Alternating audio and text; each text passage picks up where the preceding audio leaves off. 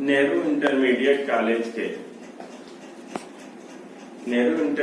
College मनसा छापर कुशीनगर के intermediate के छात्रों का स्वागत है। जैसा कि पिछले वीडियो क्लिप में आप लोगों ने समाजशास्त्र के परिचय के बारे में अध्ययन किया, उसके आगे समाजशास्त्र की जो आप लोगों की बुक है उसमें जो पहला अध्याय है उसमें समुदाय नामक टॉपिक है। तो आज हम लोग समुदाय नामक टॉपिक का अध्ययन करेंगे। जैसा कि सामान्य भाषा में जो समुदाय का प्रचलित अर्थ लगाया जाता है वो जात विशेष, धर्म विशेष या संप्रदाय विशेष के लोगों के समूह के रूप में लगाया जाता है, जैसे ब्राह्मण समुदाय, ईसाई समुदाय, हिंदू समुदाय, जैन समुदाय आदि। परंतु समाजशास्त्र में समुदाय का प्रयोग इस अर्थ में नहीं किया जाता है। समाजशास्त्र में किसी गांव, कस्बे, नगर, राज्य या देश को समुदाय माना जाता है। इसमें निश्चित भौगोलिक सीमा में रहने वाले लोगों को समुदाय माना जाता है, जैसे जयपुर, दिल्ली, गोरखपुर, कुशीनगर आदि नगरों का नाम ले सकते हैं। सामान्य अर्थों में यह कहा जा सकता है कि समुदाय वह भौगोलिक प्रदेश है जो निश्चित क्षेत्र है जहां व्यक्तियों का एक समूह सामान्यतः निवास करता है, जैसे गांव, प्रांत, देश। अब हम लोग समुदाय को अध्ययन करने के लिए इसको 3 टॉपिकों पे या 3 बिंदुओं पे हम लोग बात करेंगे। पहला, समुदाय का अर्थ, उसकी परिभाषा, समुदाय का आधार या समुदाय का तत्व, और तीसरा है समुदाय की विशेषताएं। समुदाय का तात्पर्य साथ साथ मिलकर सेवा करने से है। अन्य शब्दों में समुदाय का अर्थ व्यक्तियों के ऐसे समूह से है जो निश्चित भूभाग पर साथ साथ रहते हैं और वे किसी एक उद्देश्य के लिए नहीं बल्कि सामान्य उद्देश्य के लिए इकट्ठा रहते हैं।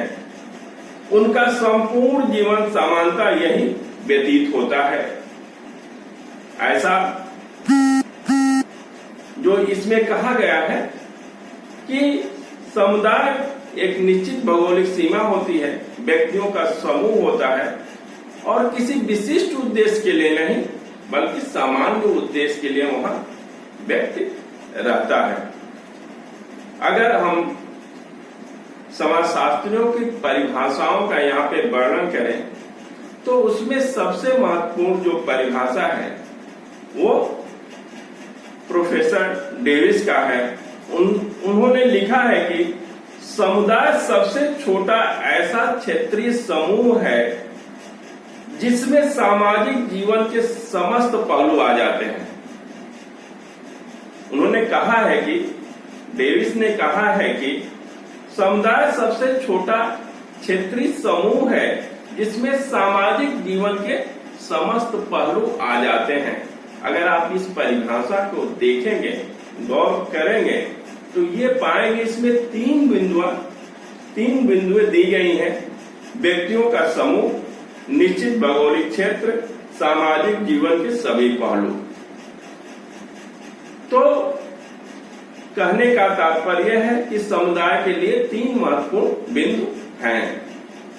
दूसरा, आप बोगार्डस के अनुसार परिभाषा देखेंगे तो एक समुदाय एक ऐसा क्षेत्रीय समूह है जिसमें कुछ अंशों में हम की भावना पाई जाती है तथा जो एक निश्चित क्षेत्र में रहता है। यहाँ पे बोगार्डस ने हम की भावना को महत्वपूर्ण स्थान दिया है। आगे मैकाइवर और पेज ने लिखते हैं कि जब किसी छोटे या बड़े समूह के सदस्य साथ साथ इस प्रकार से रहते हैं कि वे किसी विशेष हित में ही भागीदार नहीं होकर सामान्य जीवन की मूलभूत दशाओं का या स्थितियों में भाग लेते हों, ऐसे समूह को समुदाय कहा जाता है।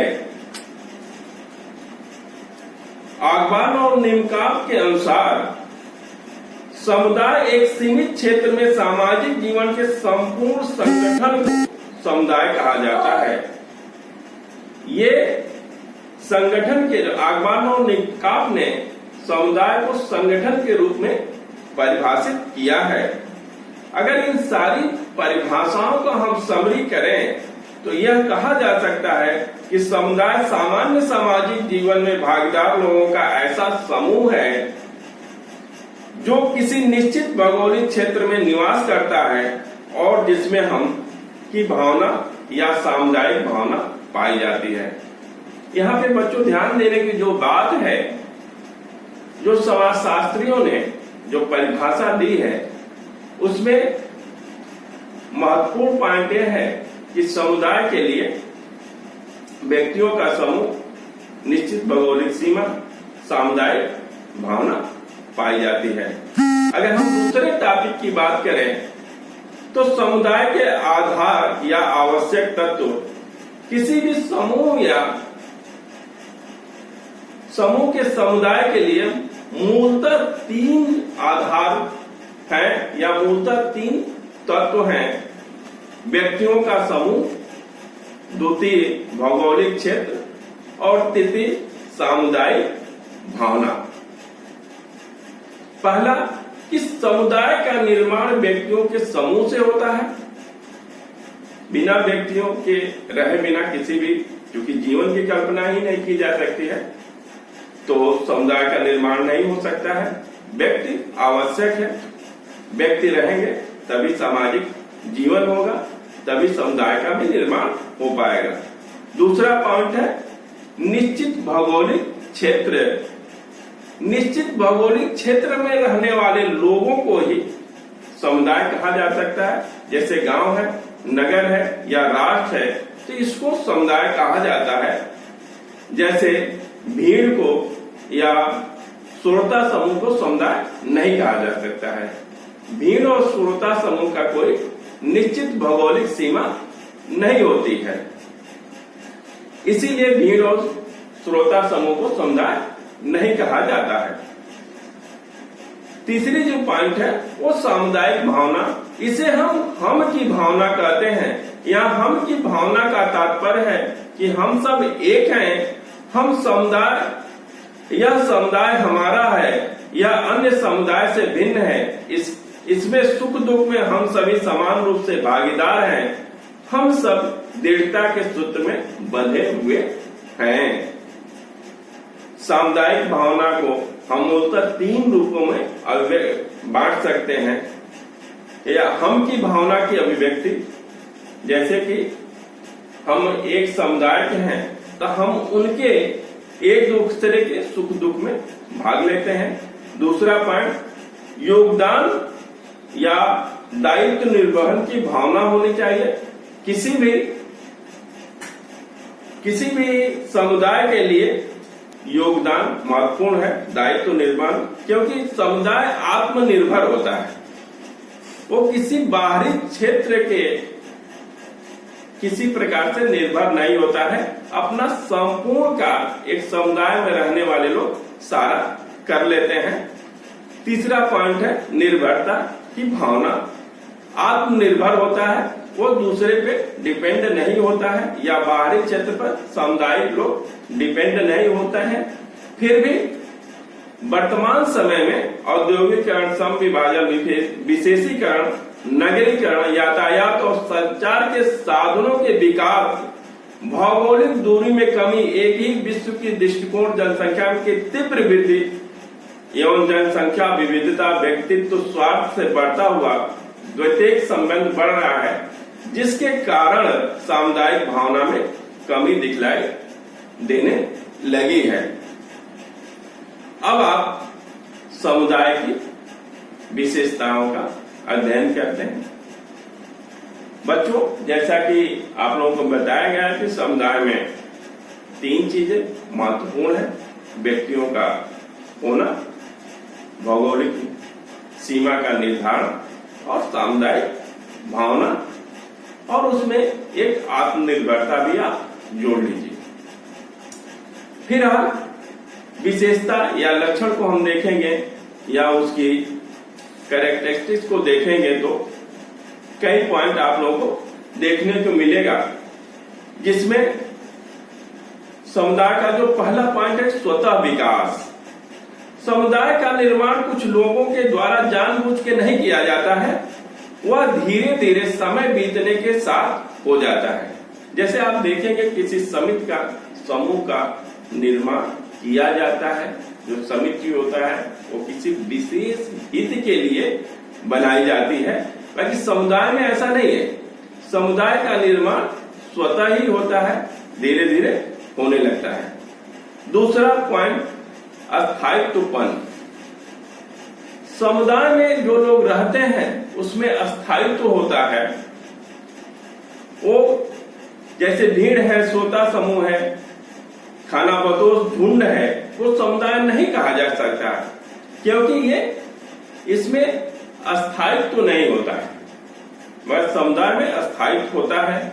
समुदाय में लोग अपना पूरा जीवन ही व्यतीत कर देते हैं, जैसा कि श्रोता समूह कुछ समय के लिए, भीड़ कुछ समय के लिए, और खाना बदोश जिंदगी कुछ महीनों कुछ सालों के लिए होता है। बाकी ऐसा समुदाय में नहीं होता है। समुदाय में सभी लोग अस्थायी रूप से रहते हैं। तीसरा जो पॉइंट है वो विशिष्ट नाम है। प्रत्येक समुदाय का अपना एक विशिष्ट नाम होता है। उस समुदाय के लोगों में हम की भावना जागृत करने, उसे बनाए रखने में सहयोग करती है। विशिष्ट नाम के चलते लोगों में हम की भावना बनाए रखने में सहयोग करती है। चौथा पॉइंट है मूर्तता। मूर्तता से यहाँ ये मतलब है कि समुदाय एक मूर्त समूह है। यह व्यक्तियों से मिलकर बना होता है और निश्चित भौगोलिक सीमा में होता है, इसलिए इसे मूर्तता कहते हैं। जो पांचवा पॉइंट ये है व्यापक उद्देश्य। समुदाय में रहने वाले लोगों का कोई विशिष्ट उद्देश्य नहीं होता है, वो व्यापक उद्देश्य होता है। मीन्स कि उसमें सभी लोगों का, सारी चीजों का उसमें मूल्यांकन होता है, सभी चीजों का आदान प्रदान होता है। जैसे कि आप देखेंगे कोई समूह है, समिति है या संस्थाएं हैं, तो कोई विशिष्ट चीज के लिए बनाई जाती हैं या विशिष्ट उद्देश्य के लिए बनाई जाती है, मगर समुदाय में व्यापक उद्देश्य होता है। इसी तरह से जो उसका अगला पॉइंट है सामान्य जीवन। प्रत्येक समुदाय के कुछ सामान्य रीति रिवाज, परंपराएं, विश्वास, उत्सव आदि त्योहार और संस्कार पाए जाते हैं और उसमें लोग अपना उसको करते हैं। जो 7वां पॉइंट है सामान्य नियम व्यवस्था। समुदाय में रहने वाले लोगों के एक सामान्य नियम पाया जाता है। जो 8वां पॉइंट है वो आत्मनिर्भरता है। समुदाय एक आत्मनिर्भर समूह है जो अपनी सभी आवश्यकताओं की पूर्ति स्वयं करता है। समुदाय आत्मनिर्भर समूह है जो अपनी सभी आवश्यकताओं की पूर्ति स्वयं करता है, वो बाहरी लोगों पे निर्भर नहीं होता है। जो लास्ट पॉइंट है अनिवार्य सदस्यता।